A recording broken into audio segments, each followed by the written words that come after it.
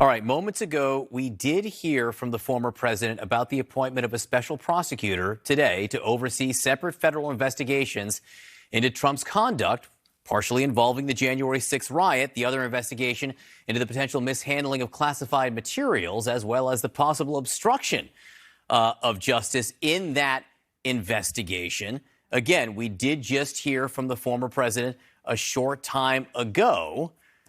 Attorney General Merrick Garland said the decision was prompted by, quote, extraordinary circumstances, primarily the former president's announcement to run for president again, but also President Biden's stated intention to do so as well. Biden continues to say that it is his intention to run for president. Do we have the sound of Trump, guys? All right, we do not have the sound of Donald Trump. Let's go to Evan.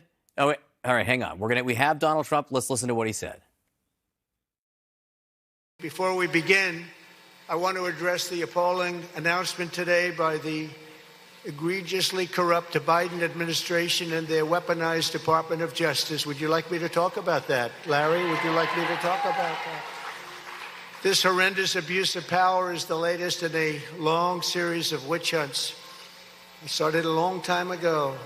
I thought the investigation with the document hoax was dying or dead or over, and the investigation into January 6th, in my very peaceful and patriotic speech, remember, peaceful and patriotically, was dead, especially after the record-setting 40-point loss of Liz Cheney in the great state of Wyoming. I thought it was dead. I thought that put the final nail in the coffin, only to find out that the corrupt and highly political Justice Department just appointed a super radical left special counsel, better referred to as a special prosecutor, to start the process all over again. We thought it was just about dead. As you know, just about the top person, one of the top people in the Justice Department, Lisa Monaco, a major Trump hater, beyond belief, is in charge of the case, and she's totally controlled by Andrew Weissmann. Do you ever hear the name Andrew Weissmann? I think you did. In this room you did. Bad person, bad guy, but he's an even bigger Trump hater. Sounds like a fair deal so far, do you agree?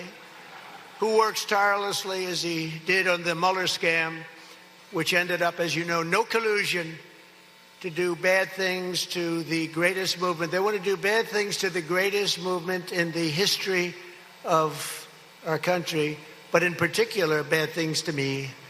But I've gotten used to it. All right, as you could tell, it was the usual type of response, the exact type of response you might expect from the former president. That was just a small sampling. It went on and on and on and on, and much of what he was saying was misleading. Some of it was flat out untrue. The fact of the matter is the president was being investigated yesterday by the Department of Justice for what happened in January 6th and also for the possible mishandling of these documents. He is still being investigated today and will be investigated tomorrow for January 6th and also the potential mishandling of documents. That investigation has just moved to a different supervisor, I should say. So let's begin our coverage now with CNN senior justice correspondent Evan Perez. Evan, let's get the facts here. What did Attorney General Merrick Garland say about these two separate investigations? Well, John, these two investigations are now going to be led by the special prosecutor, Jack Smith. And what he's doing is taking two investigations that are well underway. And by the way, just to pause there, the former president is just making it up, right? I mean, there is nothing to say that this was a dead investigation or that it was being abandoned, and far from it. I mean, people around him have been getting subpoenas in recent days. So there was nothing to indicate that this was about to go away, and certainly not anymore, right? Because of the former president's decision to announce that he's running for office for a third time.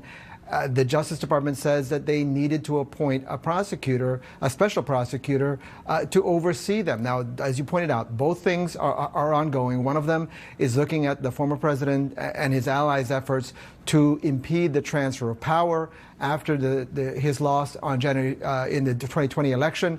And then the second one is the alleged mishandling of these classified documents that the FBI retrieved in that extraordinary search at Mar-a-Lago in August. And so those now are going to be going on. The Attorney General said that they're going to have all of the resources they need, and that this special prosecutor is going to make those decisions as to whether there should be charges. All right.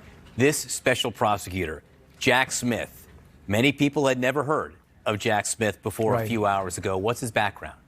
Well, John, look, I mean, when we reported just a couple of weeks ago that the Justice Department was looking at making this decision, we started making calls to try to figure out who you could possibly get. And this is the guy that they ended up with. And he is a war crimes prosecutor. He has been working out of The Hague, investigating war crimes in Kosovo. He's a former prosecutor in Tennessee, federal prosecutor in Tennessee, also ran public corruption investigations here in Washington at the Department of Justice. He's also a former DA, assistant DA in Manhattan. So he's got, from everything we've heard, he's got a stellar reputation. He is seen as somebody who's going to be, down the middle, by the book, and is expected to at least be able to survive what we expect is going to be an onslaught of scrutiny about whether he has any partisanship in his background. Of course, that's going to begin immediately.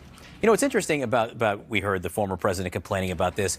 If you go on Twitter, which does still exist as of tonight, I saw just as many lefties complaining about the fact that the Attorney General is appointing a special counsel because they think it's going to slow it down. And the Attorney General, he actually says he made this appointment to, prevent the appearance of a conflict of interest.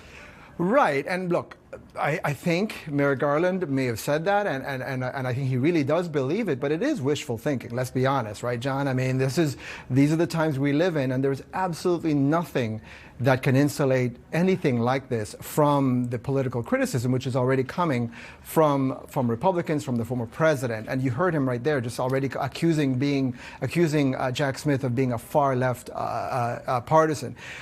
What we expect, look, and I think what we expect is that even though the Attorney General and Smith himself in a statement said that they expect that this is not going to slow things down, it is bound to do at least that a little bit, right? You have a new prosecutor who's going to take over.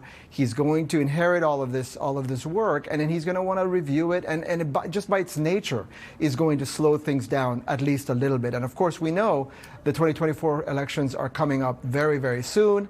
And so it's going to be a challenge for the Justice Department going forward. John? Evan Perez, I know you're going to have your hands full reporting on this for some time. Thank you very much. Thanks.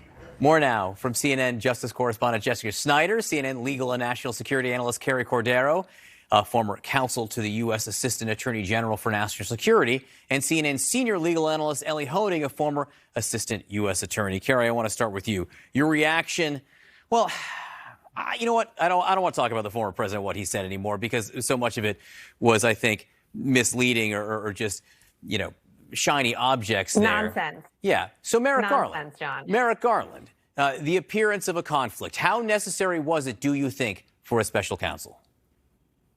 I think the Attorney General had a lot of discretion here to make the decision for a special counsel. He didn't have to do it. He wasn't required by law to do it, but it's in his good judgment to do so. And he gave the reasons for it. In particular, the timing with respect to the former president's announcement that he is now a candidate, and the fact that the current president has indicated all of his intentions to run too. So what the Attorney General is concerned about is that the appearance of a conflict, the appearance of impartiality. And so I think his decision to move forward with the special counsel is absolutely defensible if it wasn't absolutely required.